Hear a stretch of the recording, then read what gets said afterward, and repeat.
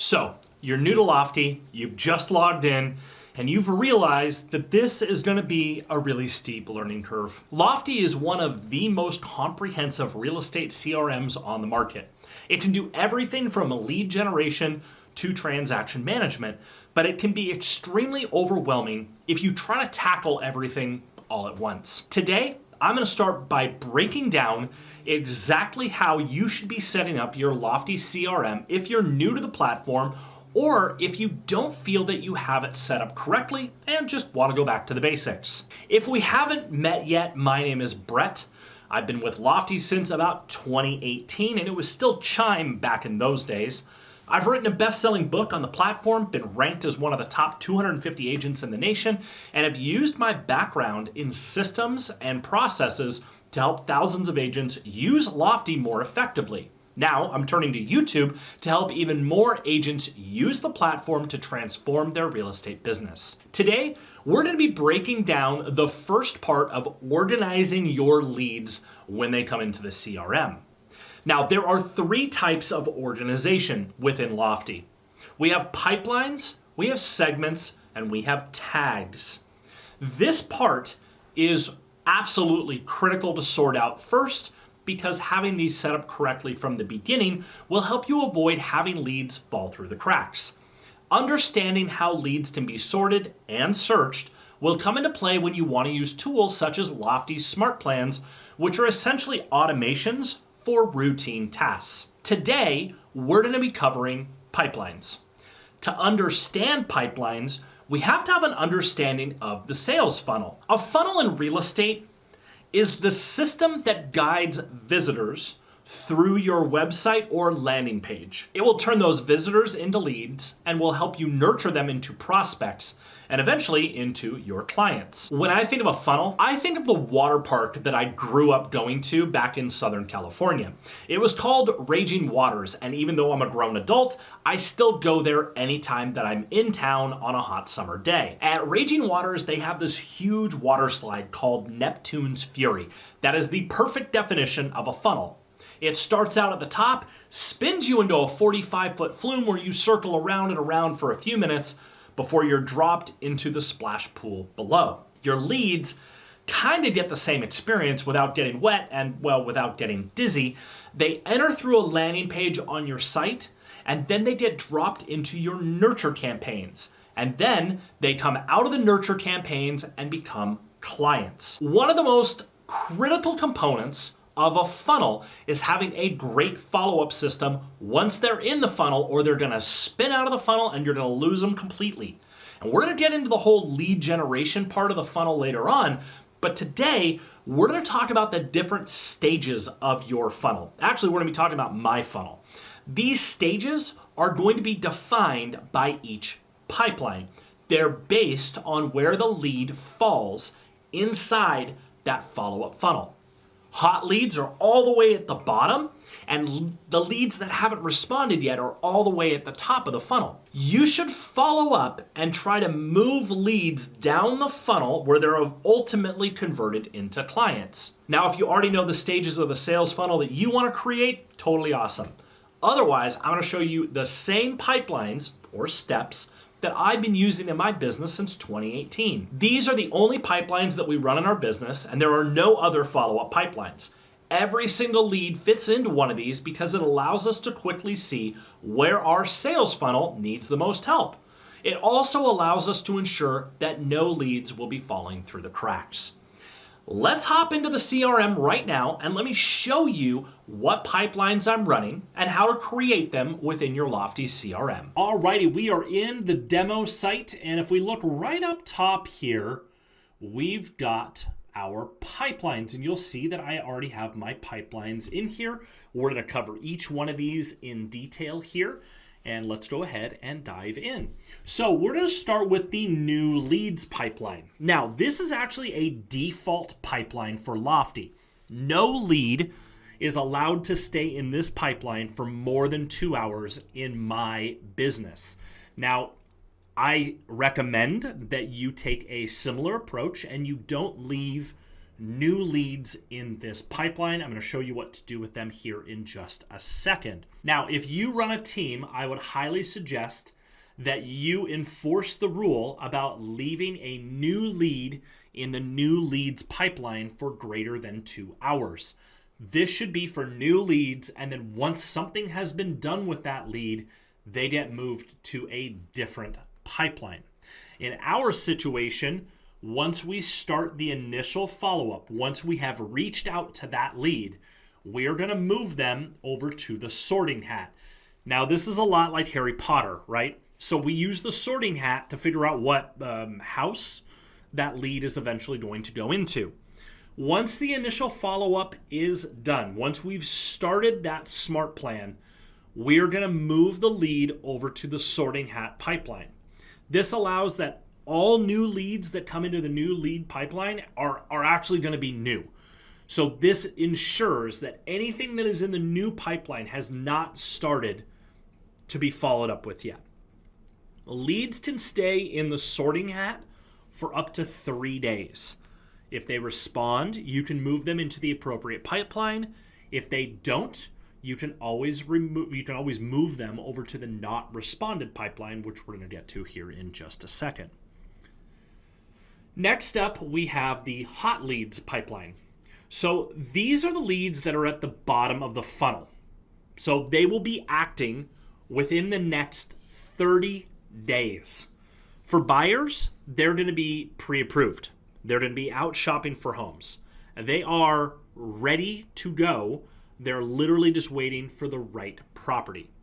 For sellers, they're going to be the ones making final repairs. They're going to be waiting on something, but they are going to be ready to list, ready to go on the market within the next 30 days. In my business, that 30-day marker for hot, that is critical. Next up, we have a warm pipeline. Now, the warm pipeline, these are the leads that are one step up from ready. Most of the time, they're going to be ready within about 30 to 60 days. For buyers, they are either pre-approved or they're in the process of being pre-approved and are in talks with a lender. They are finalizing getting the ducks in a row so that they can move into the hot pipeline and start shopping for a house. For sellers, they're waiting on something. Maybe they want to find a property before they list. Maybe they have a kid graduating and they want to wait until that happens. Maybe they have some repairs that need to be made or like carpet or flooring that needs to be replaced. It doesn't matter. They're about a month away from doing something, between a month and 2 months away from doing something. That's what our warm pipeline is all about. Now, cold pipeline. These are leads that are about midway up your funnel, okay? They have responded to you, but they are not ready to do something for at least 60 days. These are going to be your nurture leads. You know that they're good leads because they have responded, but their timeline is not appropriate for the warm lead pipeline. They're going to need some nurturing before they're ready to move into that warm pipeline. They're not pre-approved, or they're likely not working with a lender yet. Now, for sellers, these are the ones that are waiting for a seasonal change. Maybe they're waiting for summer. Maybe they're waiting until their kids actually graduate college. Maybe they have major repairs that they're waiting on. They are at least 60 days away from wanting to list. Again, I'm going to go through all of my follow-up here in another video. This is just how I'm organizing these leads. Not responded. Obviously, this is pretty self-explanatory. These are the leads that, despite your best interest, are not responding to you. They are at literally the top of the funnel. They are all the way at the mouth of that wide mouth of the funnel, okay? They have no trust with you yet. So they don't see the value in responding to you yet. That's the way that I look at anybody who's not responding to me, as long as it's a valid email or a valid phone number. If they are not responding to me, it is due to them not trusting me. It is they don't see the value in communicating with me. They may have come in to look at pretty photos of a house, or they saw your home valuation ad and they wanted a quick glimpse of their home's value, right? You've attempted follow-up, and there is nothing that they have given as far as a response. Truthfully, you don't even know if they've given you real information yet, but there is not an indication that they have given you fake information. All right, from there we would go to dead. I'm going to skip a couple. I'm going to come right back, I promise. All right, so dead, these are the leads that have given you either like completely bad information, like blatantly bad information, or have specifically told you to stop contacting them. These are the leads that you want so badly to delete. And when we go through my lead follow-up section, I'm going to talk to you guys about why I don't delete them and why I use the dead pipeline instead. I promise it will all make sense. All right, so active listing. This one's pretty self-explanatory. This is for sellers that have an active on the market listing with you.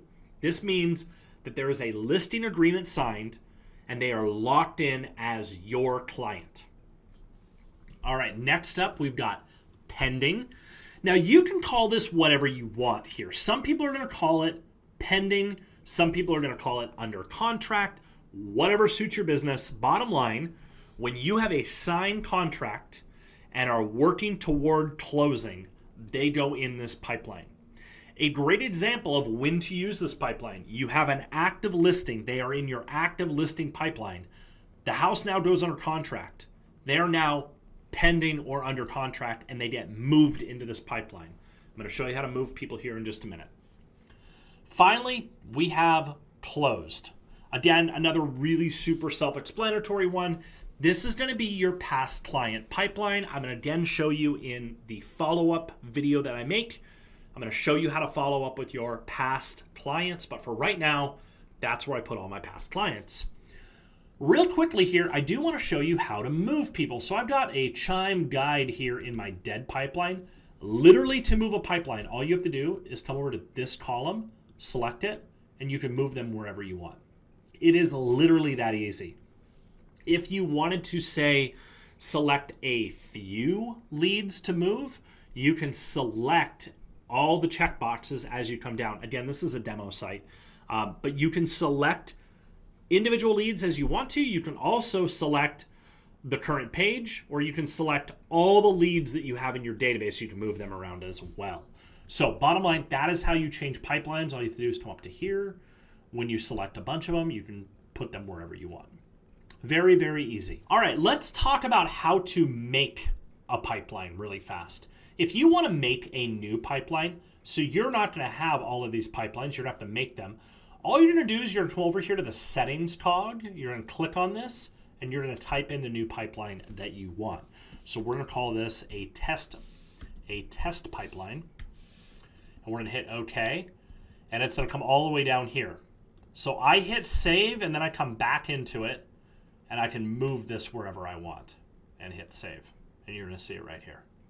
So the way that I look at how Lofty has set up their pipelines, these are the stages of your follow-up pipeline. This is your funnel, essentially. So the way that this works is it starts with the wide mouth over here and works its way to the small end of the funnel over here. All right, those are the pipelines that we use. Should you use the same ones? Well, that's up to you. What makes the most sense for your business is what you should be doing. If you don't know where to start, try using my pipelines. See how you like them and see if they fit your business. One of the key components that I want you to take away from this today is that I treat pipelines like a water pipe. Leads should always be flowing through your pipelines, meaning they shouldn't be stagnant in one pipeline for too long. Just like you don't really want water sitting in your water pipes for too long, you want it to always be moving. That's how we use it. We want the same thing with our real estate leads. We want them to always be moving through pipelines. One of the big mistakes that I see agents make is that they will leave leads in these pipelines indefinitely, and then they don't remember if that lead is actually ready to do something or if they're not. So always be moving your leads through the pipeline, staying on top of where they are so that you will always know just at a quick glance what leads are ready for which follow-up. Below in the description, I've linked a PDF of my pipeline so you can have it with you as a quick reference. Once we get through the other 2 lead organization topics, I'm going to cover in detail how I follow up with each separate pipeline. In our next video, we're going to be talking about segments and how you can use them to further refine your leads into groups of similar leads. I hope you enjoyed this video. Make sure to like and subscribe for more videos just like this one. Have a great rest of your day.